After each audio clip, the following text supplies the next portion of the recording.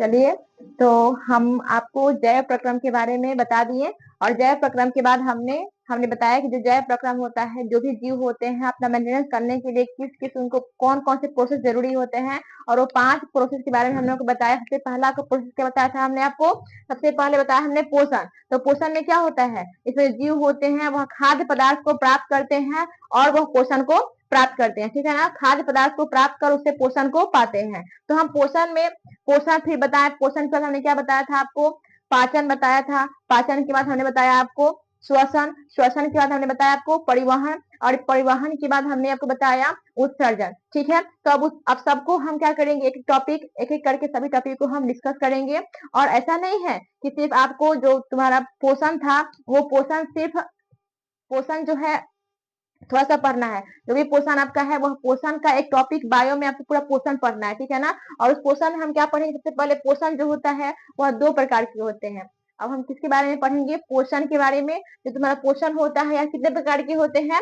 2 प्रकार के। पहला होता है पोषण का स्पेलिंग आपको पता होना चाहिए, क्या होता है? न्यूट्रिशन। पहला होता है स्व पोषण, दूसरा क्या होता है? विषम पोषण। स्व पोषण का स्पेलिंग क्या होता है? Autotrophic nutrition. और विषम पोषण क्या होता है? Heterotrophic nutrition. अब देखिए, स्व पोषण में जो जीव होते हैं यह अपना भोजन खुद बनाते हैं। यह अपना भोजन खुद अपने से मतलब क्या करते हैं? वातावरण से कुछ रॉ मटेरियल को लेते हैं और उस रॉ मटेरियल का प्रयोग करके क्या करते हैं? अपना भोजन खुद बनाते हैं। जैसे सूर्य के प्रकाश ले लिए, उसके बाद अपने जो जड़ होता है जड़ से जल को ले लेंगे, वायुमंडल से हवा को ले लेंगे, और अब उनके जो पेड़ पौधे होते हैं, पेड़ पौधों की पत्तियों में क्लोरोफिल होती है, वह क्लोरोफिल का सभी का प्रयोग कर क्या करेंगे? अपना भोजन बनाते हैं। कौन? स्वपोषी जो जीव होते हैं। स्वपोषी पोषण में जो जीव होते हैं अपना भोजन क्या करते हैं? खुद बनाते हैं। इसमें जो जीव होते हैं यह 2 प्रकार से इसको हम कैटेगराइज कर सकते हैं। सबसे पहला क्या होता है? प्रकाश संश्लेषी स्वपोषण, मतलब कि फोटो ऑटोट्रॉपिक न्यूट्रिशन।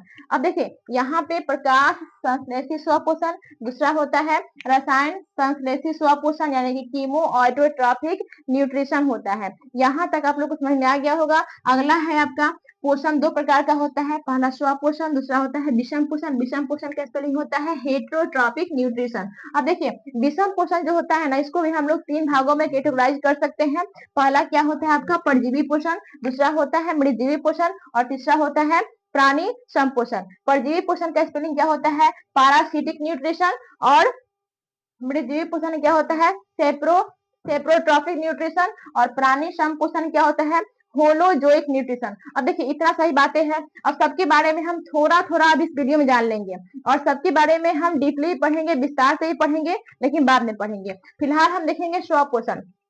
स्वपोषण में क्या होता है? इसमें जो भी जीव जंतु होते हैं यह अपना भोजन खुद बनाते हैं। वातावरण से जो भी तुम्हारा रॉ मटेरियल होता है उस मटेरियल का प्रयोग करके अपना भोजन क्या करते हैं? खुद से संश्लेषित करते हैं। इसमें जो जीव होते हैं उसे ऐसे जो क्या कहते हैं हम लोग? स्वपोषी पोषण कहते हैं। इसमें क्या क्या आते हैं आपका? हरे पेड़ पौधे आएंगे, कुछ तुम्हारा प्रोकैरियोटिक जीव आएंगे, उस प्रोकैरियोटिक जीव के अलावा कुछ छोटे मोटे जीवाणु भी आएंगे, ठीक है। उसके बाद क्या होते हैं? वो जो अपना भोजन खुद से बनाते हैं, खुद संश्लेषित करते हैं, ठीक है। अब देखिए, स्वपोषण में जो होते हैं यह 2 प्रकार से हम कैटेगराइज कर सकते हैं। पहला होता है आपका प्रकाश संश्लेषित स्वपोषण, फोटो ऑटोट्रॉपिक न्यूट्रिशन। अब देखिए, इसमें फोटो ऑटोट्रॉपिक न्यूट्रिशन में तुम्हारा आता है पेड़ पौधे। जो भी पेड़ पौधे तुम्हारा होता है ये कौन होते हैं? तो प्रकाश संश्लेषी स्वपोषण, मतलब ये भी जब भी अपना भोजन बनाएंगे तो वह वातावरण से क्या करेंगे?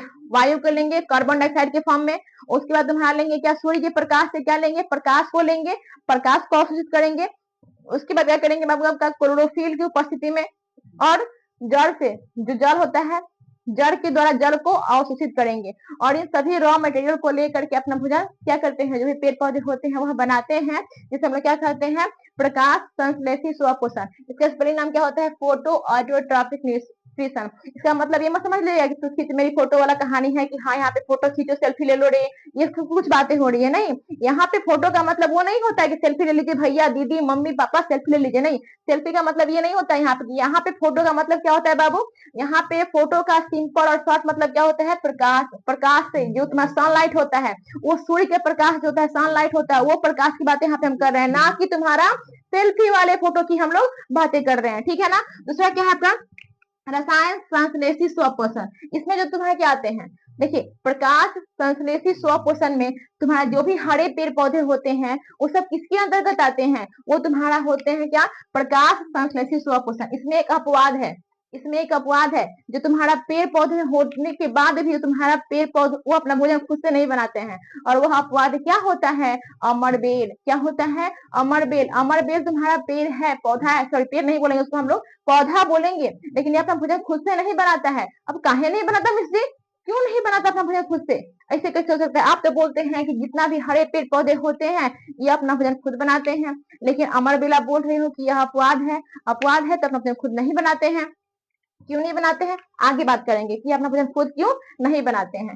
इसमें आता है आपका रसायन संश्लेषी स्वपोषण। ये जो होते हैं ये अपना ये भी अपना क्या करते हैं बाबू, खुद बनाते हैं, लेकिन खुद इसमें जो जीव आते हैं वो तुम्हारे क्या होते हैं, जैसे बहुत छोटे छोटे जीवाणु आ जाएंगे, उसके बाद तुम्हारा प्रोकैरियोटिक के अंतर्गत आने वाले जितने भी छोटे मोटे जो जीव होते हैं वो सब किसके अंतर्गत आएंगे, रसायन संश्लेषी स्वपोषण यानी कि कीमो ऑटोट्रॉपिक न्यूट्रिशन के अंतर्गत आएंगे। टेंशन नहीं लीजिएगा बच्चे, अभी हम इसके बारे में सभी के बारे में अच्छे से डीपली पढ़ेंगे। अभी हम सबको थोड़ा थोड़ा कैटेगराइज कर रहे हैं, बता रहे हैं, समझा रहे हैं, बस उतना भी याद रखिएगा, ठीक है ना। आगे हम देखेंगे विषम पोषी पोषण। इसमें क्या होता है, इसमें जो भी जीव होते हैं यह अपना भोजन खुद नहीं बनाते हैं, बल्कि अपने भोजन के लिए किसी न किसी रूप में अन्य जीवों पर निर्भर रहते हैं। इसमें जो जीव होते हैं क्या करते हैं, अपना भोजन खुद नहीं बनाते हैं, बल्कि अपने भोजन के रूप में किसी अपने पोषण के लिए किसी न किसी रूप में अन्य किसी जीव पर निर्भर रहते हैं। ऐसे जीव को हम लोग बोलते हैं विषम पोषी पोषण यानी कि हेट्रोट्रॉपिक न्यूट्रिशन। क्या बोलेंगे बाबू, हेट्रोट्रॉपिक न्यूट्रिशन। देखिए आगे क्या है, देखो हेट्रोट्रॉपिक न्यूट्रिशन में भी क्या होता है, इसको भी हम तीन भागों में कैटेगराइज कर सकते हैं। पहला क्या होता है, परजीवी पोषण, दूसरा होता है मृतजीवी पोषण, तीसरा होता है प्राणी संपोषण। परजीवी पोषण का स्पेलिंग नाम बाबू ध्यान दो, मेरे प्यारे बच्चे, क्यूट से बच्चे, गोलगप्पे बच्चे, मेरी बात को ध्यान से देखिएगा, सुनिएगा मैं क्या बताने जा रही हूँ। और वो बातें क्या है, क्या है वो बातें, वो बातें यह है कि आप लोग को लगता है कि हम बायो पढ़ रहे हैं, बिहार बोर्ड के बच्चे हैं और गोलगप्पे प्यारे नाने मुने से बच्चे हैं, हम इंग्लिश से 4 कोस दूर रहेंगे। हम थोड़ी सीबीएसई बोर्ड के बच्चे हैं, हमको क्या ही फर्क पड़ता है, हम इंग्लिश पढ़ेंगे चाहे नहीं पढ़ेंगे कोई फर्क नहीं पड़ता, लेकिन फर्क पड़ता है। अब जो हमारे बिहार बोर्ड में भी जो पेपर बन रहे हैं, क्या होता है ना कि जो भी एग्जामिनर जो होते हैं पेपर जो सेट करते हैं वो क्या करते हैं, कभी कभार परजीवी पोषण नहीं देंगे, उससे इसका जो इंग्लिश नाम क्या होता है, पारासिटिक न्यूट्रिशन, उसको पारासिटिक न्यूट्रिशन उसका इंग्लिश नाम होता है। किसका इंग्लिश नाम, परजीवी पोषण का इंग्लिश नाम क्या होता है, पारासिटिक न्यूट्रिशन। अब वो इतने आलसी आलसी उनको नहीं कहेंगे, अच्छी बात है, इंग्लिश जानना बहुत जरूरी है, हमारी मातृभाषा हिंदी है, हमें पता है, हम समझते हैं, लेकिन हमको अपनी मातृभाषा के साथ साथ हमको इंग्लिश का नॉलेज होना उतना ही कंपल्सरी है। मुझे जानना चाहिए कि इंग्लिश क्या होता है, क्यों होता है, क्या होता है। देखिए बायो में तो इंग्लिश के बिना कोई मतलब ही नहीं है। बायो अगर आप पढ़ रहे हो तो आपको बायो में वर्ड का इंग्लिश आना बहुत जरूरी है, क्योंकि बहुत ही जरूरी है, ठीक है। अब यहाँ पे देखिए तो क्या होते हैं, जो एग्जाम में पेपर सेट करते हैं वो कभी क्या करते हैं ना, उससे हिंदी नाम नहीं लिखेंगे, उसी इंग्लिश को ही ना बाबू हिंदी में लिखते हैं, जो भी उसका इंग्लिश नाम होता है उसी को हिंदी में लिख देते हैं। अब बच्चे कंफ्यूज, पूरा हल्ला हो गया कि ला ये तो सवाल हमने कहीं पढ़ा ही नहीं। अरे तुमको पढ़ाया गया है, तुमने ध्यान ही नहीं दिया। इसलिए मेरे प्यारे बच्चे, आप लोग जो भी बातें हैं आप हिंदी में भी जानिएगा। हमको पता है कि आप बिहार बोर्ड के बच्चे हैं, आपको घोटाएगा नहीं, लेकिन घोटना पड़ेगा, घोटना पड़ेगा आपको। हिंदी के साथ साथ इसका इंग्लिश नाम याद रखना बहुत ही जरूरी है। तो परजीवी पोषण का इंग्लिश नाम क्या होता है, पारासिटिक न्यूट्रिशन। मृतजीवी पोषण क्या होता है, सेप्रोट्रॉपिक न्यूट्रिशन। और प्राणी संपोषण क्या होता है, होलोजोइक न्यूट्रिशन। अब हम सभी के बारे में थोड़ा थोड़ा तनका सा हम हल्का हल्का जान लेते हैं। पहला क्या होता है, परजीवी पोषण। क्या होता है परजीवी पोषण, इसमें जो जीव होते हैं यह क्या करते हैं बाबू, यह अपना भोजन किसी अन्य जीवों के शरीर पर रह करके उस जीव को बिना मारे, इसमें जो भी जीव आएंगे यह क्या करते हैं, अपना भोजन किसी अन्य जीवों के शरीर पर रह करके उस जीव को बिना मारे उस जीव से अपना भोजन प्राप्त करते हैं। इसमें सबसे पहला एग्जाम्पल आपका आ जाएगा जू। आपके बाल में कभी जू पड़ा है, पड़ा है, पढ़ा ही होगा। जो भी गर्ल्स देख रही होंगी हमारे वीडियो को, तो पक्का अच्छी तरह से इस बात से वाकिफ होंगी कि उनके बाल में कभी ना कभी तो जुएं पड़ी ही होंगी। और रोते होते आएंगे, मम्मी मम्मी मेरे बाल में क्या पड़ गए हैं, जुए पड़ गए हैं, वो हमें बहुत काट रहे हैं, बहुत मुझे बाल में खुजली हो रही है, इचिंग हो रही है, मैं क्या करूं मम्मी, मुझे बहुत दर्द हो रहा है, बहुत गुस्सा आ रहा है, मैं क्या करूं, ऐसा तो लग रहा है कि मैं गंजी हो रहा हूँ पूरी तरह से। नहीं, गंजी नहीं होना है बहन, गंजी नहीं होना है। यहाँ पे क्या होते हैं, ये भी इसमें जो भी जीव होते हैं, ये किसी अन्य जीव के शरीर से अपना भोजन प्राप्त करते हैं। इसमें जो जीव होते हैं, यह अन्य जीवों के शरीर से अपना भोजन प्राप्त करते हैं, लेकिन उस जीव को मारते नहीं है। आप मुझे बताइए कमेंट में, कमेंट करके आप मुझे बताइएगा कि क्या आपके बॉडी में तो नहीं पड़ता है जू, आपके सर में, आपके सर के जो बालें हैं इसमें जब जू पड़ जाती है, तो क्या जू आपको मार देता है, आपको मार के खत्म कर देता है, मुआ देता है? नहीं मारता है ना। तो इसमें जो भी जीव आते हैं, या किसी अन्य जीव के शरीर से अपना भोजन प्राप्त करते हैं, लेकिन उस जीव को बिना मारे। इस जू के अलावा तुम्हारा लीच आ जाएगा, किल्ली आ जाएगा, फीता कृमि। फीता कृमि का असली नाम क्या होता है? Tape worm. क्या होता है? Tape worm. और इसके साथ साथ तुम्हारा सबसे इंपॉर्टेंट एग्जाम्पल आएगा तुम्हारा क्या? अमरबेल। और आपने अमरबेल बताते हैं इसके बारे में भी, उससे पहले एक चीज और जानते हैं, रोचक बातें हैं। देखिए, आप लोग के घर में कहीं ना कहीं तो भैंस, गाय, बकरी होगा ही ना। तो आप कभी देखिएगा, जो भी गाय भैंस होती है ना, गाय भैंस की बॉडी में अठाई पड़ जाता है। हम लोग तो गांव में उसको अठाई ही बोलते हैं। अब पता ना, आई डोंट नो कि आप लोग अपने गांव में उसे क्या बोलते हैं। आप जरूर कमेंट करके बताइए कि आप उस अठाई को क्या बोलते हैं। अठाई भी जो तुम्हारा होता है, वो भी तुम्हारा क्या होता है? परजीवी पोषण करता है। वो भी किसी दूसरे जीव से अपना पोषण को प्राप्त करता है, लेकिन उस जीव को बिना मारे क्या करता है? उस जीव को बिना मारे अपने पोषण को प्राप्त करता है। ठीक है ना। चलिए, तो यहाँ पे क्या है, परजीवी पोषण समझ में आ गया होगा आप लोग को। अब इससे मैंने आपको बताया था अमरबेल, हमने बताया था ना, अमरबेल की चर्चा हमने आपको यहाँ पे भी की थी कि वह पौधा है, लेकिन फिर भी अपना भोजन खुद नहीं बनाता है, बल्कि अपने भोजन के लिए किसी अन्य जीव पर निर्भर रहता है। लेकिन है क्या? वो तो पौधा है। अभी पौधा है तो हम यहाँ पे कहे पढ़ रहे हैं, तो उसके पीछे का रीजन ये है बाबू कि पेड़ पौधों की पत्तियों में पाई जाती है क्लोरोफिल, और उसी क्लोरोफिल के कारण पेड़ पौधों की पत्तियों का रंग क्या होता है? हरा होता है। ठीक है। लेकिन अब अगर हम बात करें अमरबेल का, तो अमरबेल में कोई ना ही तो कोई पतियां पाई जाती हैं, और ना ही उसका रंग हरा होता है। अमरबेल जो होता है ना, वो आपकी, जब आप मैगी खाए हो, टेरका टेरका जो मैगिया होता है, वो मैगिया कभी खाए होगी तो कैसा रंग का होता है? हल्का पीला रंग का होता है, और लंबे लंबे होता है। उसी प्रकार आप कभी देखिएगा, बरगद तथा पीपल के जो पेड़ होता है बाबू, या फिर किसी भी जामुन वामुन के पेड़ पर देखिएगा, वो तुम्हारा क्या, हाँ, अमरबेल जो होते हैं वो पतले पतले और लंबे लंबे धागे के समान लटके रहते हैं, और पेड़ से पूरी तरह से लिपटे रहते हैं। मैं तुमको नहीं छोड़ूंगा, मैं तुमको नहीं जाने दूंगा, तुम जा करके दिखाओ। ऐसा उसे क्या कहते हैं? पेड़ के ऊपर लपटे रहते हुए। ठीक है। अब ऐसा नहीं होता है कि जिस पेड़ पर अमरबेल रहता है वो पेड़ तुम्हारा मर जाता है, सूख जाता है। नहीं, अमरबेल जो होते हैं, जो भी पेड़ पौधे अपना भोजन बनाएगा, तो पेड़ पौधे तो उससे आपका, पेड़ पौधों को तो ऊर्जा मिल ही जाएगा, लेकिन साथ ही साथ जो तुम्हारा अमरबेल होता है, वह पेड़ पौधे द्वारा बनाया गया भोजन से अपना पोषण प्राप्त करता है। यानी कि जो अमरबेल होता है, यह पौधा है, लेकिन यह प्रकाश संश्लेषण नहीं करता है, यानी कि अपना भोजन खुद नहीं बनाता है। अपना भोजन खुद नहीं बनाता, इसके पीछे का रीजन क्या है? क्योंकि इसमें पत्तियां ही नहीं पाई जाती है, और पत्तियां अगर है ही नहीं, जब उसमें पत्तियां ही नहीं है, तो पत्तियों में क्लोरोफिल नहीं है, इसमें क्लोरोफिल नहीं है, तो यह क्या करेगा? यह सूर्य के प्रकाश का अवशोषण ही नहीं कर पाएगा, जिसकी वजह से तुम्हारा अमरबेल जो होता है, यह प्रकाश संश्लेषित स्वपोषण का अपवाद होता है। और वो हम पढ़ते किसमें है? परजीवी पोषण में, क्योंकि अमरबेल जो होता है किसी दूसरे जीव के ऊपर आश्रित होकर के उस जीव को बिना मारे उससे अपना पोषण को प्राप्त करता है। अगला है बाबू सॉरी, मृदजीवी पोषण। मृदजीवी पोषण को शरीर में बोलते हैं सेप्रोट्रॉपिक न्यूट्रिशन। अब मृदजीवी पोषण क्या होता है? वैसा जीव जो अपना भोजन सड़ी गली तथा वेस्ट पदार्थों से भोजन को प्राप्त करते हैं। इसमें जो भी जीव जंतु आते हैं, ये अपना भोजन सड़ी गली तथा वेस्ट पदार्थों से अपने भोजन को प्राप्त करते हैं। जो भी सड़ी गली चीजें होती हैं, उस चीजों से क्या करते हैं? अपने भोजन को, अपने पोषण को प्राप्त करते हैं। इसके अंतर्गत तुम्हारा आ जाएगा गोबर छत्ता। क्या जाएगा बाबू? कभी ना कभी गोबर छत्ता, मशरूम की बात देखा है ना आप लोगों ने।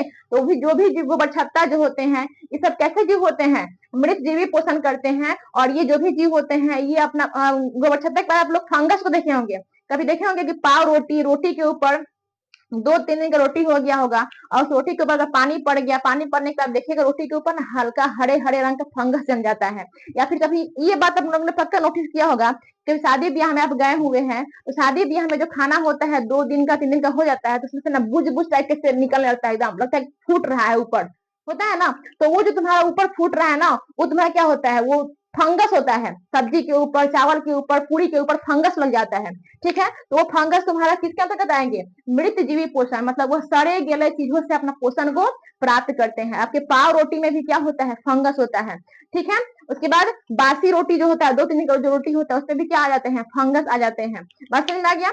अगला है आपका प्राणी श्रम पोषण। इसमें जो जीव होते हैं, अपना भोजन ठोस अथवा तरल रूप में किसी अन्य जीवों से प्राप्त करते हैं। इसमें जो भी जीव होते हैं, अपना भोजन किससे प्राप्त करते हैं? ठोस अथवा तरल रूप में किसी अन्य जीवों से प्राप्त करते हैं। अब इसके अंतर्गत कौन-कौन से जीव आएंगे? अब इसके अंतर्गत आएंगे आपका शाकाहारी, सर्वाहारी, मांसाहारी। शाकाहारी खाने का जितने भी हम लोग, जैसे मैं हूँ, कोई भी इंसान है, दुनिया में जितना भी इंसान है, जितने भी जानवर, जानवर खाने का मतलब कि शेर, बाघ, चित्ता, भालू, उसके बाद तुम्हारा नेवला, उसके बाद हम क्या बोले, खरगोश, बकरी, भेड़, गाय, ये सब जितने भी जानवर है, जंतु है, हम लोग हैं, ये सब किसके अंतर्गत आएंगे? प्राणी श्रम पोषण यानी कि होलोजोइक न्यूट्रिशन के अंतर्गत आएंगे। और हाँ, अपना भोजन ठोस अथवा तरल रूप में किसी अन्य जीवों से अपने भोजन को प्राप्त करते हैं। लेकिन अब यहाँ पे कोनो बच्चा आएगा, कुछ कोई भी आ सकता है, रोते रोते, मिस जी, मिस जी, मिस जी, आपने तो गलत पढ़ा दिया। क्या हम बोले, क्या क्या मेरे बच्चे, मैंने क्या गलत पढ़ा दिया? मिस जी, रोते हो तो तुम बताना मेरे पास। मैंने कोई बातें गलत नहीं पढ़ाया है, मैंने एकदम सही पढ़ाया है। आप लोग पक्का प्रॉमिस करो मेरे पास रोते हुए नहीं आओगे। लेकिन हमको पता है, फिर भी कोई बच्चा मेरे पास रोते हुए आएगा और बोलेगा, मिस आप तो गलत पढ़ाती हैं, आपने गलत पढ़ा दिया। मैंने क्या गलत पढ़ाया? अब मैं बात आती हूँ आपकी बातों पर, आपके सवाल पे आती हूँ। वो सवाल है कि मिस आप कितने अजीब इंसान हैं। आप बोल रहे हैं, आप क्या बोल रहे हैं कि जो पेड़ पौधे होते हैं, यह अपना भोजन वातावरण जो होता है, तुम्हारा जो एटमोस्फियर होता है, उस एटमोस्फियर से कुछ रॉ मटेरियल लेकर के, कुछ कच्चे सामग्री ले लेकर के अपना भोजन खुद बनाते हैं। खुद बनाते हैं, जैसे हवा ले लिए, जड़ से जल, जड़ के द्वारा जल को ले लिए, क्लोरोफिल ले लिए, सूर्य का प्रकाश ले लिए और इसके द्वारा अपना भोजन खुद बनाते हैं। लेकिन मिस जी, आप कितने बड़े आप झूठ बोल रहे हैं मैम, कि आप बोल रही हैं कि जो हम हैं, हम भी तो अपना भोजन खुद ही बनाते हैं, लेकिन आप बोल रहे हैं कि हम अपना भोजन खुद नहीं बनाते हैं। ऐसे कैसे हो सकता है? नहीं, आप गलत बोल रही हैं। हम भी स्वपोषी पोषण करते हैं, हम भी स्व पोषण के अंतर्गत आते हैं, क्योंकि हम भी तो अपना भोजन खुद बनाते हैं। हम भी तो खेत में जाते हैं, फिर गोभी लेकर काट के आते हैं, गेहूं काट के लाते हैं, फिर चावल लेकर के आते हैं और खुद से अपना खाना तो हम भी बनाते हैं। आप बोल रहे हैं कि हम स्व पोषण नहीं है, हम कौन पोषण है? प्राणी श्रम पोषण है।